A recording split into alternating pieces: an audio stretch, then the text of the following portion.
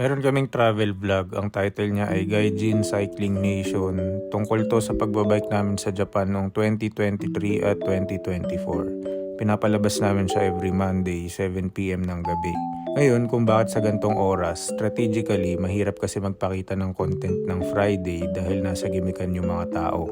Mahirap din kapag Sabado kasi rest day nila at mas marami silang oras para sa iba't ibang bagay. Hindi rin ideal yung linggo dahil karamihan sa kanila nakabakasyon at kasama yung pamilya. Kaya bumagsak tayo sa Lunes every 7 PM. Kasi ito yung simula ng grind ng mga nagtatrabaho.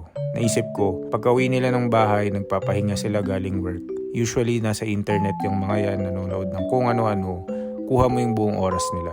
Tapos gusto ko rin sana na maging tribute siya para doon sa mga taong naipit ng sistema ng paghahanap buhay. Lalo na yung mga may pasok ng weekday. Gusto ko sana na meron silang aabangan tuwing Lunes at hindi lang lagi yung dread ng pagtatrabaho. Gusto ko rin sana na ma-experience nila yung bakasyon namin abroad kahit na hindi sila physically kasama. Kaya ayun, Monday, 7 PM. Showing na pala yung episode 2. Sana mapanood nyo din dahil tribute to sa mga taong pinipili pa rin ang buhay kahit na dahan-dahan tayong nalalanta, nabubulok at namamatay. So let's go, Ikimashow.